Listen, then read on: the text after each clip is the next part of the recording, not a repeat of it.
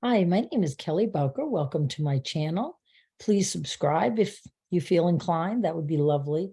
I want to talk to you a little bit about the following video. It is an excerpt out of one of my Monday meetings that I have been doing. I am meeting with a wonderful couple, Sylvia and Graham's mom, Jeannie or Jean, and they're all very lovely people. And I have taken the following clip because I was talking with Jeannie before Graham and Sylvia logged on to the Zoom meeting, and she started to talk about her sister who had passed away and telling me a few stories about her sister. And all of a sudden, I started to feel the presence of her sister.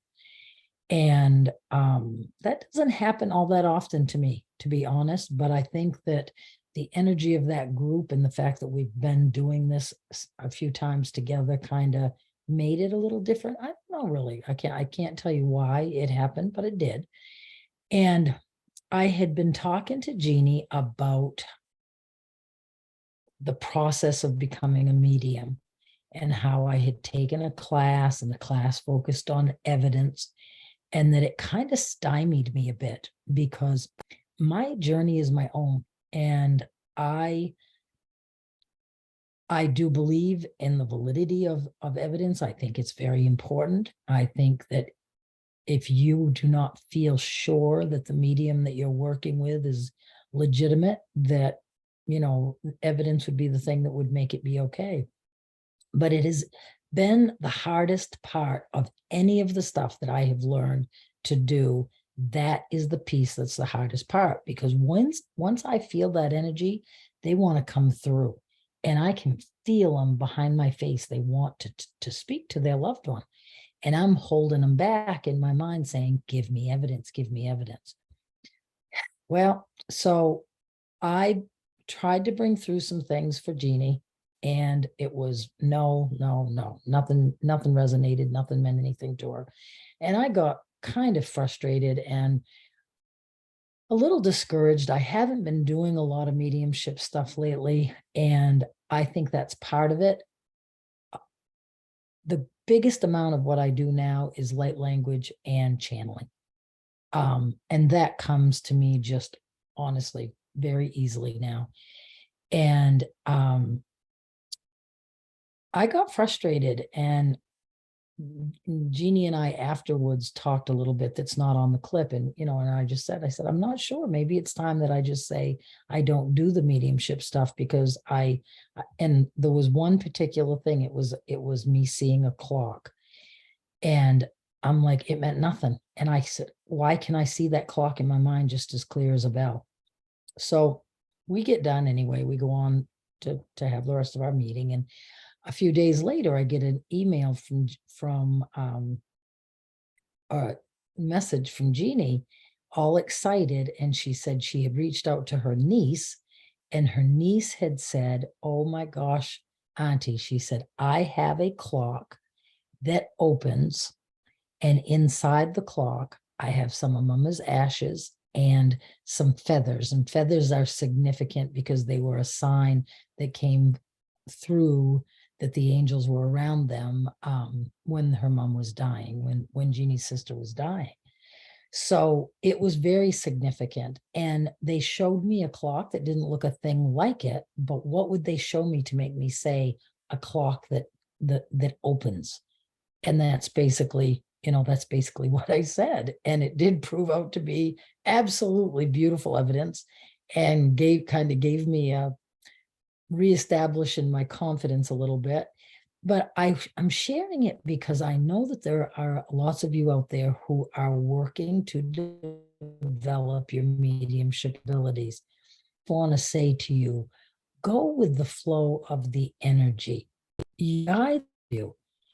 Let it come through the way it naturally does. My guides have said to me, this is a journey of faith, over and over and over. And they said that if evidence is needed, it will come through. And I had a perfect experience of that when I was doing, this was some months ago, it was last summer actually.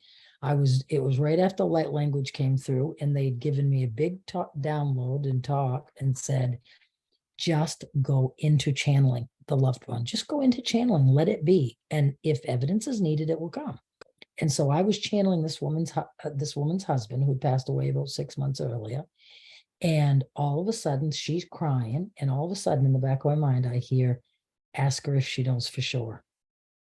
So I turned to her and I said, do you know for sure that this is your husband? And she was crying and she said, I think so. And I said, oh no, that's not good enough. And I just tipped back. I said, give me just a minute. I tipped back and I said to him in my mind, you need to give me something that is clear as a bell. He gave me 3 irrefutable, that almost knocked that woman off the chair, pieces of evidence. And I saw it just as clear as day. And so I share that because we all develop differently. I channel the loved ones, and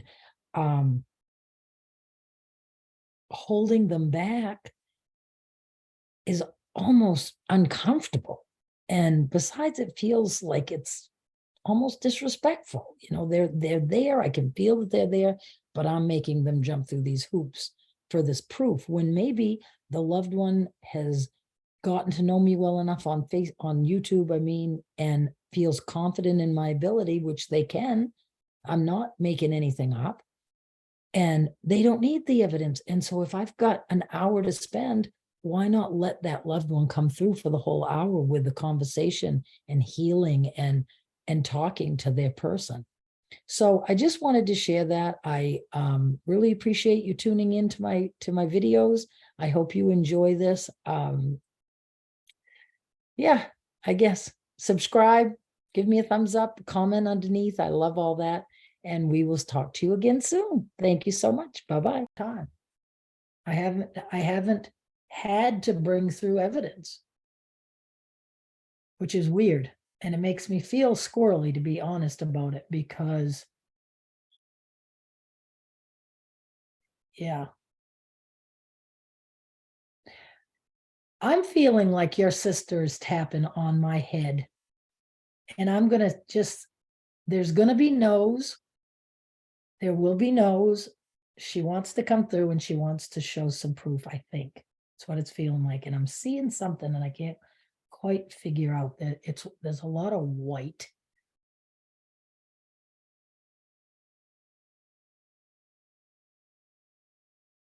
I can feel her.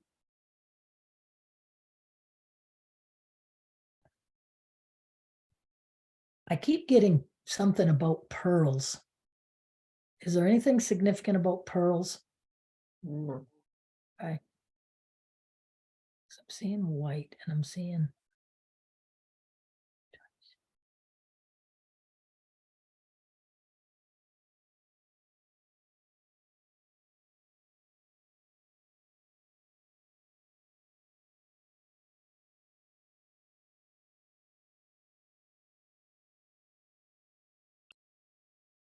I'm just going to say, and it's okay for there to be all kinds of no's. It's like letting those pictures start to go. It's hard to get them started. And then once they get going, I just got baseball.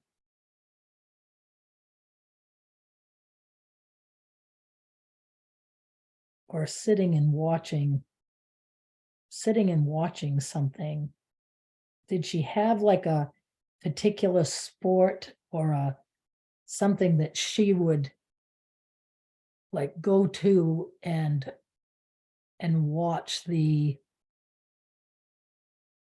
give me just, I'm seeing like a stage, that kind of a thing. Like, was she someone that went to the theater a lot, or is there anything significant about going to a play or to, it feels like being up in a thing looking down onto like a stage, like it feels like curtains and stuff. Anything significant with that? No, I don't, not that.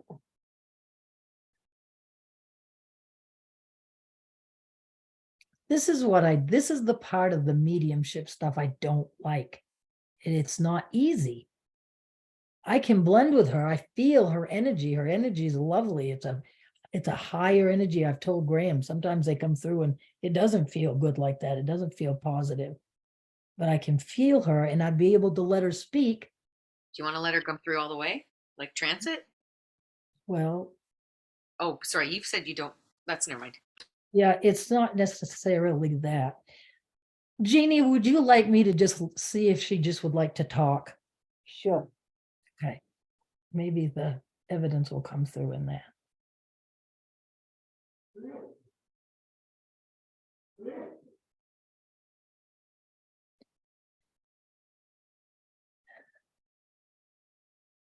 She was quite a directive individual. There was I'm feeling like that she liked to take charge of things and have things happen in certain ways. And I'm seeing the room and you folks visiting and taking turns, but of course you gave me quite a bit of that in your talking.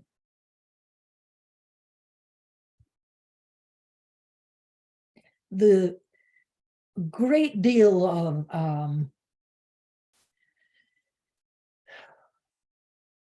appreciation for the way her life ended, that she knows that from some perspectives it might have been difficult for her to not fight the cancer, but that she was ready and wanted it to be on her terms. And I'm feeling a huge sense of appreciation for the way everybody came together and supported her in her final days. And she was very well cared for. I feel a great sense of, it was rough. She wants you to know that what looked like, she's saying, it's the whole time thing again, what looked like a difficult, long, big amount of suffering now is just a heartbeat. She wants you to know that when you cross over, there is no looking back at the bad and or at least that is not for her. She's able to look and see the love that she was held in, and the beauty of the support, and that the things that might be difficult for those that loved her to remember about those times are nothing but a heartbeat from her perspective, to focus on how it drew us all together. She's saying that it's that the blessing of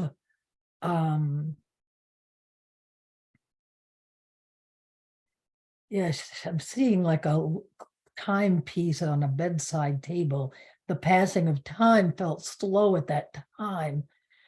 And it's also, I'm going to just describe what I'm seeing. I think my grandmother had one. It was like a clock that closed the down and then come up, and you opened up a thing and the face of the clock was visible to you. That came through quite clearly, like on a bedside somewhere. Would you have anything specific you'd like to ask her, Jean?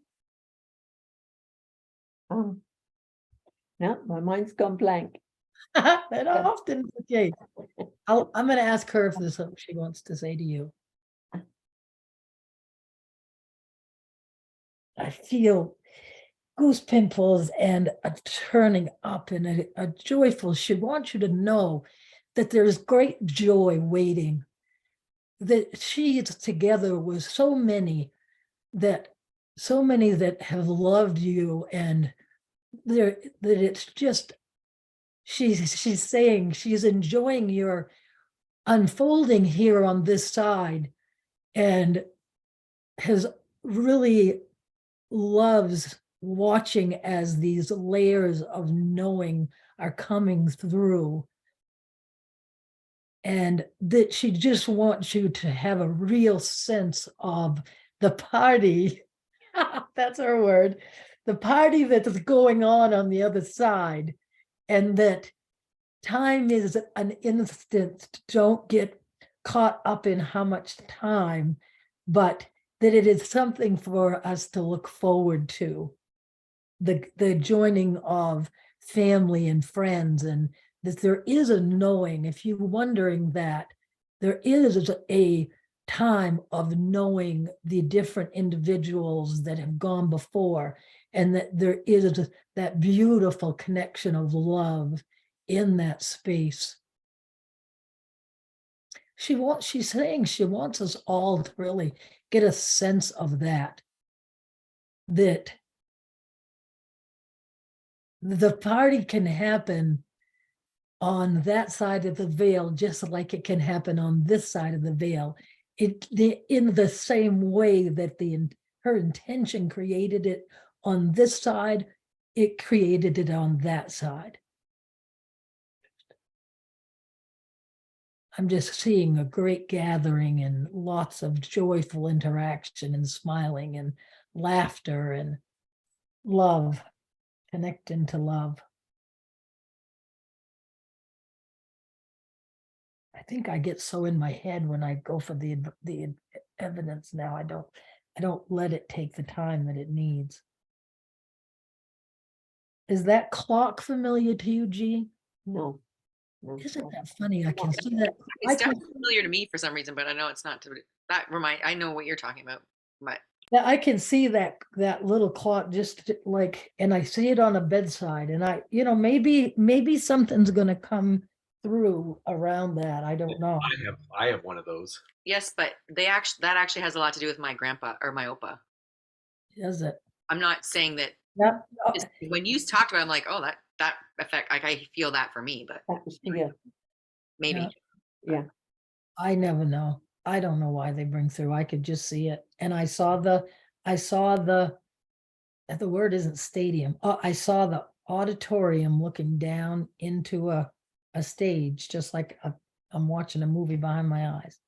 But it isn't significant. So I don't know. I don't know. That's the part of it.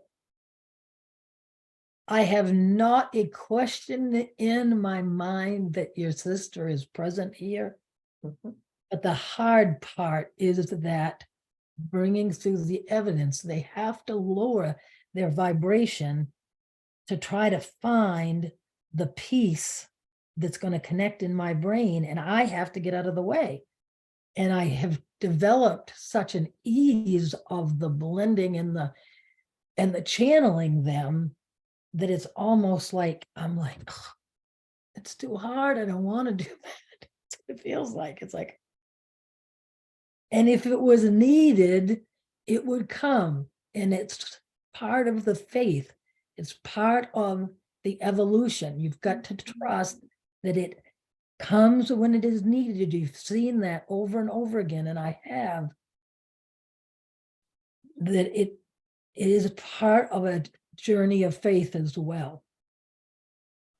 Yeah. That's neat.